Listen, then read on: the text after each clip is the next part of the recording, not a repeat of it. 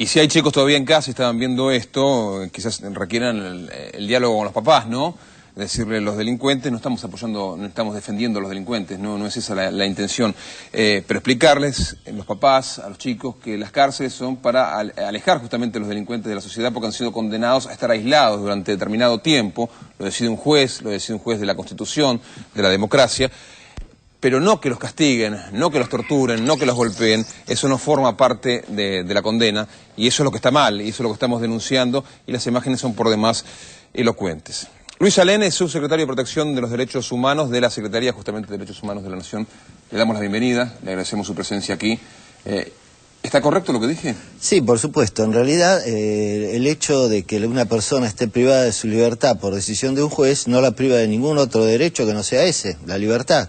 Y como dice la Constitución, las cárceles son para seguridad y no para castigo. Lo que ocurre es que lamentablemente dentro de algunos sectores subsisten prácticas que durante mucho tiempo se hicieron casi naturales en los establecimientos carcelarios. Esto llevó a múltiples denuncias y eso llevó también a que la Secretaría, en su rol de órgano específico de la política de derechos humanos del gobierno, se presente como parte querellante en estas causas, impulse la investigación no solo de los que actualmente están detenidos, sino de cualquier otro que pueda haber sido partícipe de alguna manera, ¿no?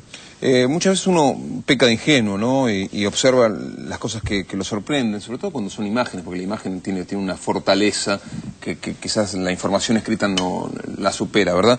Veíamos las imágenes que llegaban desde Irak, en la invasión, y uno se sorprendía, decía, oh, qué barbaridad, qué terrible que es la guerra, es cierto, pero lo tenemos acá también muy cerca, ¿no? Y lo desconocemos, y queda claro, lo hemos visto en imágenes. Bueno, esto lamentablemente se reiteró en Mendoza, donde ya en otra oportunidad, desde el año 2004, había una denuncia ante la Comisión Interamericana en una causa que también oportunamente motivó que la Secretaría se presentara y que llevó a una serie de acuerdos después de que la Comisión Interamericana dictara medidas cautelares en contra del sistema penitenciario de Mendoza, cuando era gobernador el señor Cleto Cobos, y esto motivó entonces una serie de reformas. Se levantaron las medidas cautelares y aparece esta nueva situación que, sí es bueno puntualizarlo, tuvo una respuesta diferente, porque inmediatamente el gobierno provincial separó a los funcionarios que estaban a cargo del establecimiento y ordenó la intervención del mismo y se presentó también como parte en la causa, ¿no? Esto sucede, era puntual, algo que sucedía en una cárcel como la de San Felipe, pero ¿qué pasa en el resto de las cárceles de servicio penitenciario, ya sea nacional o provinciales? Usted sabe que hay dos sistemas que coexisten porque esta es una república federal y justamente el tema de seguridad es uno de los temas no delegados por las provincias a la nación. El sistema penitenciario federal ha hecho una reforma muy profunda y está dentro de los estándares que se consideran como aceptables en materia no solo de población penitenciaria, sino también de brindar servicios a la gente que está detenida. Esto es educación, salud, trabajo, que son condiciones mínimas que deben brindársele a todos, ¿no? Porque, como decíamos al principio, lo único que se les privó es el derecho a la libertad. Todos los otros derechos los conservan, siguen siendo seres humanos y merecedores de respeto, ¿no? Pero ¿cómo se cambia todo esto? Porque es un mundo tan particular, tan diferente, donde el acceso es prácticamente imposible. Si uno tiene acceso es porque cayó preso. Se cambia con una serie de cuestiones que tienen que ver, por un lado, con el trabajo sobre la formación y la capacitación de los agentes penitenciarios, y por otro lado, con sistemas de control, como ser lo que está en discusión en este momento en la Cámara de Diputados, que es el mecanismo de prevención de la tortura previsto en la Convención contra la Tortura y otros tratos o penas crueles, que tiene un protocolo adicional que la Argentina ratificó en el 2004 y actualmente en la Cámara de Diputados, y ya con dictamen de las 3 comisiones que habían tratarlo, existe un proyecto de creación. Se ha creado también a nivel provincial, por ejemplo en el Chaco tienen ese mecanismo y en Mendoza están a punto de votarlo. Eso sería bueno que todas las provincias tuvieran ese sistema porque implicaría un control en donde participan también órganos de la sociedad civil, no directamente estatales. Tiene que ser un mecanismo con independencia y con un presupuesto propio que le permita actuar, digamos, con visitas sorpresivas y controlar lo que es la situación. Falta un protocolo todavía, en ese sentido lo charlamos ayer con la gente del CELS, ¿no? Es eso, el mecanismo es el cumplimiento del protocolo que lo tiene que votar el Congreso de la Nación, ¿no? El proyecto está para y que lo hagan rápido, ¿no? Sí, esperemos que sí, esperemos. ¿Sabe? La propios penitenciarios se mencionan a sí mismos como la familia penitenciaria, ¿no? Muchas veces lo dicen. Lo que me llama la atención es cómo una persona filma eso, ¿no? ¿Con qué grado de impunidad se manejan? ¿A quién se lo muestran? No, supongo que a sus hijos no se lo estarán mostrando, ¿no? Mirá lo que hace el papá en el trabajo. No digo, me imagino. Esperemos que no. Sí, ese grado de impunidad... Uno lee, hay cada padre que hacen cada cosa cuando lee el diario, ¿no? Esa impunidad se mantuvo mucho tiempo en este país. Y eso es una de las cosas que este gobierno, desde el 2003, ha trabajado fuertemente para cambiar. Porque acá hubo que recuperar el Estado, no solamente porque había sido desguazado y si no estaba ausente era a veces cómplice de situaciones como estas, sino que tuvo que recuperarse el sentido ético que tiene un Estado, ¿no?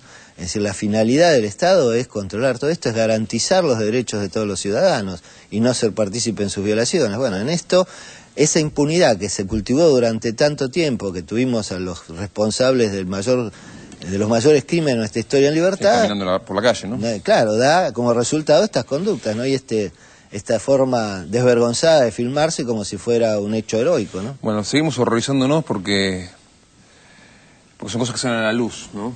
Cuando veíamos las imágenes de esta gente, en qué condiciones estaba trabajando en la provincia de La Rioja, digo en la provincia de La Rioja, podemos ir al Bajo Flores, y vimos los talleres textiles que hay en la capital, ¿no?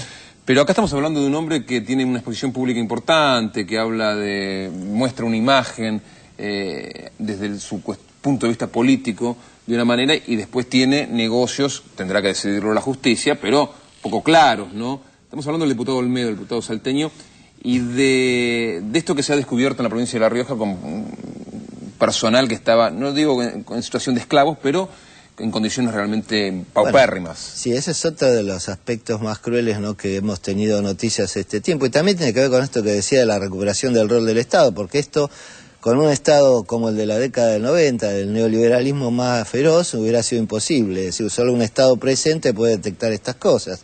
Y ahí lo que se ha detectado, no solo en La Rioja, en varias partes del país, es situaciones inhumanas a las que son sometidas personas que por la necesidad, empujados por el deseo de buscar trabajo, no solo de provincias del norte argentino, sino también de países vecinos, quedan sometidos a esas condiciones realmente que se asemejan a la esclavitud. Y bueno, en ese caso, la finca del diputado Olmedo, que es más grave porque él es un diputado nacional, ¿no? Está representando al pueblo de una provincia y pretende además ser gobernador. Entonces uno se pregunta cuál es la ética de este personaje, ¿no?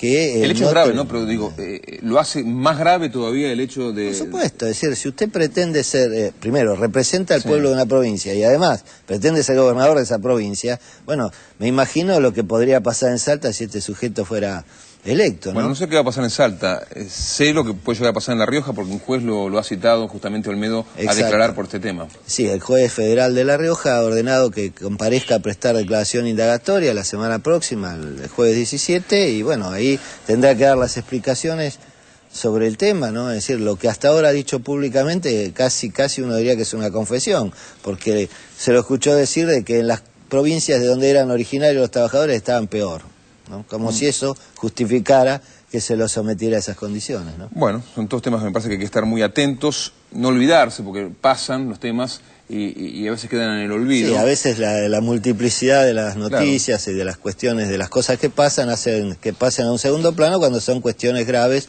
y sobre las que hay que mantener una atención permanente. Y ustedes las tienen, indudablemente, y le agradecemos que nos mantenga informados, porque me parece que a través de este vehículo que es la televisión pública, o lo que es un medio de comunicación en general, le permite a la gente saber que estas cosas suceden y que no pasan al olvido, porque me parece que eso también forma parte de lo que no debe volver a pasar, ¿no? Sí, por suerte existe la televisión pública y no solamente una sola voz en los medios. Gracias, Luis Alén, subsecretario de Protección de los Derechos Humanos de la Secretaría de Derechos Humanos de la Nación.